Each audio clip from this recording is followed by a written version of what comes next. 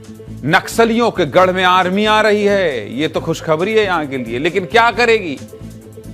पूरी खबर जानना चाहते हैं? आर्मी की एंट्री हो रही है कहां? नक्सलियों के गढ़ में। मार्च 2026, वो तारीख याद रखिए। देश के गृह मंत्री अमित शाह ने ये डेडलाइन दे दी है भाई साहब। डेडलाइन नक्सलवाद को देश से खत्म करने की, यानी कि आने वाले 17 महीनों में बहुत कुछ होने वाला है। 40 साल से देश जिस नक्सलवाद के दंश को झेल रहा है, सालों से चल रहे संघर्ष को हमेशा हमेशा के लिए खत्म करने के लिए सरकार ने बड़ी प्लानिंग कर ली है। बड़ी प्लानिंग कर ली है। नक्सलवाद को जड़ से खत्म करना बहुत जरूरी है, बहुत ज्यादा जरूरी है, क्योंकि नक्सलवाद देश की आंतरिक सुरक्षा के लिए सबसे बड़ा खतरा है और इसका सबसे मजबूत गढ़ है बस्तर, जहां पिछले 40 सालों से नक्सली लाल आतंक का साम्राज्य जमाए हुए हैं। नक्सलवाद के खिलाफ देश में सबसे बड़ी लड़ाई बस्तर में ही चल रही है पूरे देश में। पिछले महीने जब गृह मंत्री ने नक्सलवाद को लेकर बैठक की, तब खुद ही कहा था कि देश के लगभग हिस्से से नक्सलवाद खत्म हो चुका है। देश के 90% नक्सली अब छत्तीसगढ़ में ही हैं भाई साहब, छत्तीसगढ़, जिसे जल्द ही पूरी तरह से खत्म कर दिया जाएगा। जल्दी पूरी तरीके से खत्म कर दिया जाए। लेकिन इस लड़ाई में क्या अब आर्मी शामिल होने वाली है? मैं ऐसा क्यों कह रहा हूं? क्योंकि खबर आई है कि अबूझमाड़ के जंगलों में आर्मी अपना ट्रेनिंग कैंप खोलने वाली है। बस्तर में आर्मी की एंट्री के क्या है मायने? आज सीधे मुद्दे की बात में इसी पर बात होगी। पहले रिपोर्ट देख लीजिए, उसके बाद बात करेंगे। दिखाई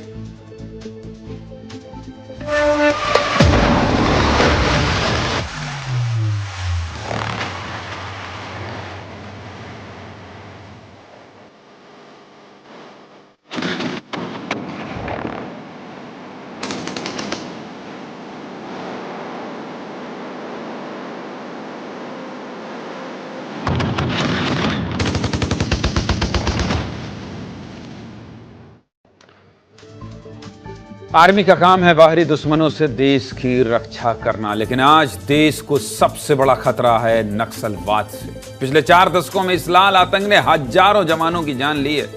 जितने लोग नक्सलवाद की वजह से सिर्फ बस्तर में मारे गए हैं, उतने देश में कहीं और नहीं। बस्तर नक्सलियों का सबसे मजबूत गढ़ है और अबूझमाड़ सबसे महफूज ठिकाना। अबूझमाड़ का मतलब है एक ऐसा जंगल जिसे बूझा ना गया हो, जिसे बूझा ना गया हो, माफ कीजिएगा, यानी समझ गए ना आप? समझ गए ना आप?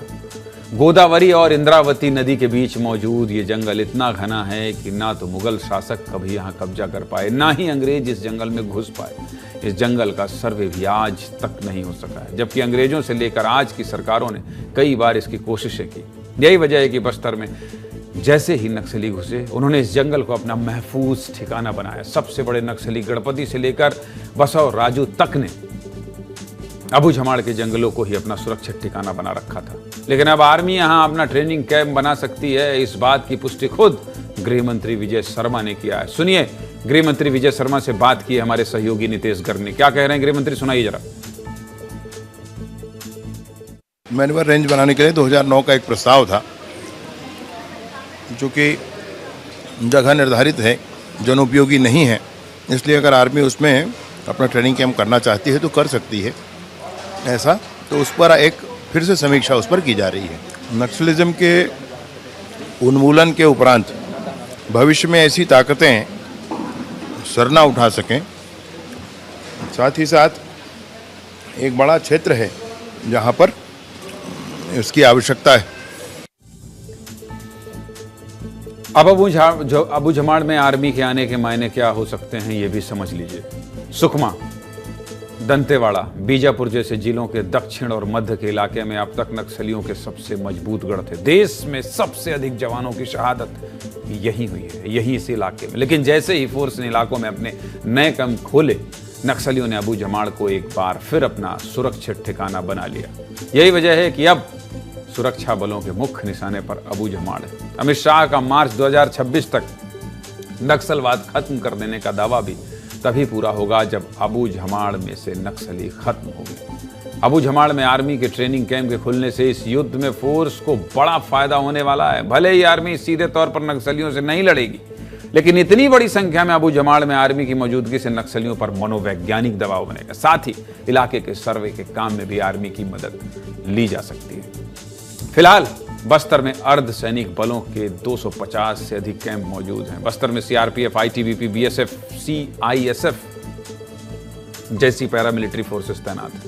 इसके अलावा STF, DRG, Bastar fighter, cobra जैसी एंटी नक्सल फोर्सेस भी बस्तर में तैनात हैं।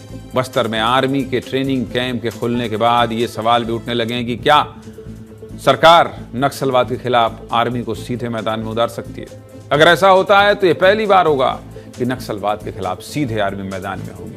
इस खबर पर ज्यादा अपडेट के लिए मेरे दो सहयोगी जुड़ रहे हैं। कौन कौन है भाई, दिखा दीजिए। नितेश गर्ग हैं और एक तरफ संजय ठाकुर हैं।